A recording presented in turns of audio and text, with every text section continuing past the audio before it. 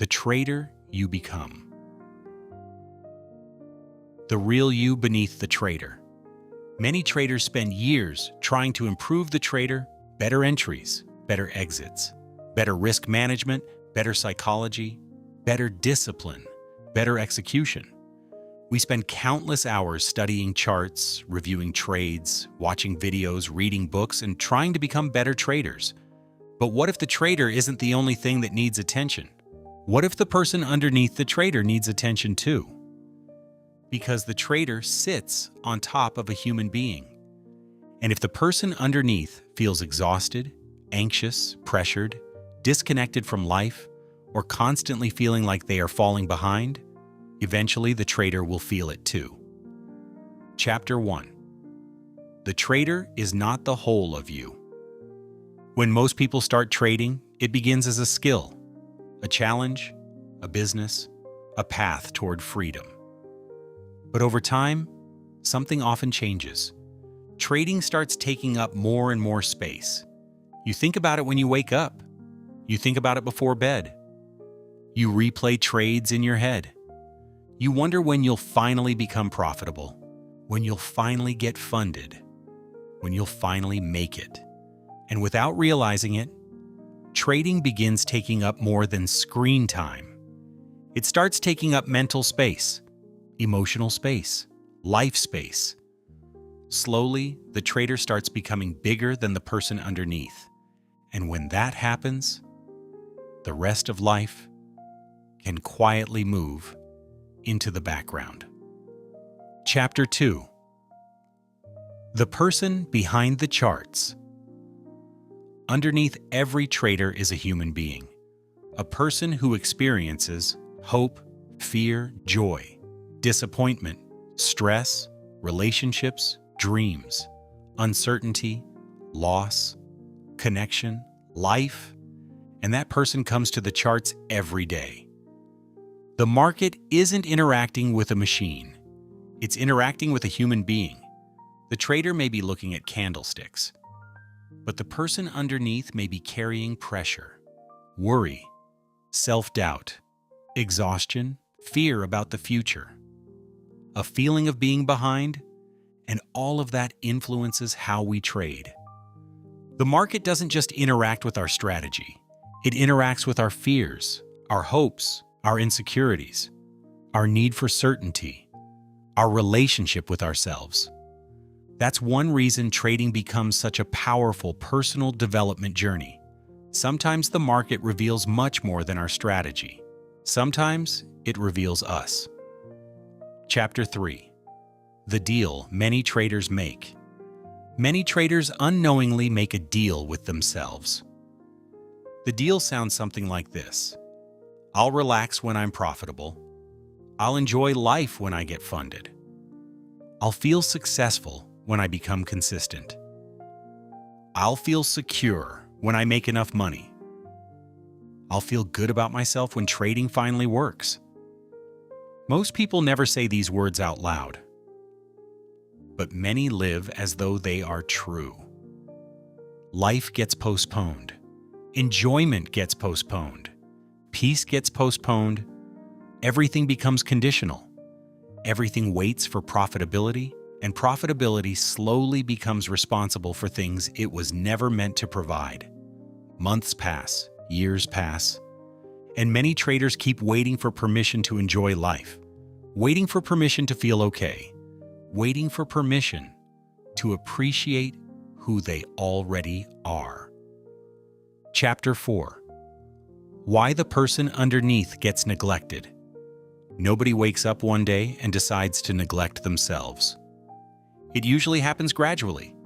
The trader becomes focused on solving a problem, making money, passing an account, becoming profitable, trying to figure it out. And slowly the rest of life starts shrinking. Relationships receive less attention. Hobbies disappear. Fun feels unproductive. Rest feels unproductive. Everything becomes about fixing trading. Everything becomes about getting there. But what if many traders are not only chasing profitability?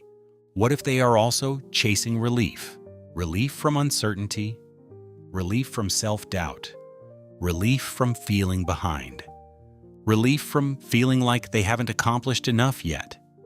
The trader believes the next milestone will finally make everything feel better. The funded account, then the first payout, then consistency, then financial freedom, then something else. The finish line keeps moving, and life remains on hold. Chapter 5.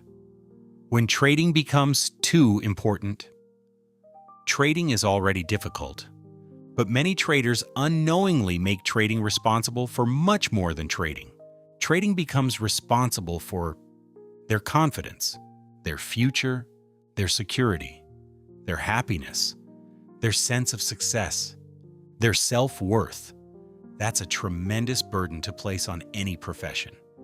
And when trading becomes responsible for all of that, every loss feels bigger, every setback feels heavier, every mistake feels more personal, because you're no longer just losing a trade. You're losing a piece of the future you've attached to that trade. The nervous system begins treating trading as something far more important than it actually is. Urgency appears, scarcity appears, pressure appears. Everything begins to feel like it must happen now. And ironically, that pressure often makes trading harder, not easier. Chapter 6. The Paradox. Many traders believe, when trading improves, my life will improve. And there is certainly some truth to that. But over time, many discover another truth. Sometimes life improving helps trading improve. When you sleep better, when you exercise, when you spend time with people you care about, when you laugh, when you enjoy life, when you stop making trading the center of your entire existence, you often show up differently, calmer, more patient, less reactive, less desperate, more grounded. The trader benefits when the person underneath is doing well. Chapter 7. A life beyond the charts. Taking care of yourself is not separate from trading. It supports trading. The person underneath the trader needs things too. Rest, connection, meaning, movement, fun, creativity, nature, friendship, family, time away from charts. A life that exists outside the market. And perhaps most importantly, the ability to enjoy life before profitability arrives. Not after, before. Because life is happening now. Not someday, not after the next payout, not after the next funded account, now. Accepting where you are today does not mean giving up on where you want to go. It simply means working with reality instead of fighting it. Final thoughts. Many traders spend years trying to improve the trader, but the trader isn't the only one trying to survive. The person underneath is trying to survive too. The trader sits on top of a human being, and if the person underneath feels exhausted, pressured, anxious, disconnected from life, or constantly chasing a future version of themselves, eventually the trader will feel it too. Taking care of the person underneath the trader is not a distraction from becoming successful. It is often part of the foundation, because trading is something you do. But underneath the trader is a human being who deserves care, respect, attention, and a life that is not permanently postponed until profitability arrives. And maybe one of the most important things we can remember on this journey is this. Maybe the goal was never to become a successful trader while neglecting the person underneath. Maybe the goal was to bring both of them forward together, because the trader you become is shaped by the person you repeatedly bring to the charts. If this video resonated with you, perhaps share it with someone else who may need to hear this message. And if you'd like more conversations about trading psychology, mindset, and personal growth through trading, you can subscribe and continue the journey, because becoming a better trader is not only about improving your strategy. Sometimes it begins with taking better care of the person underneath.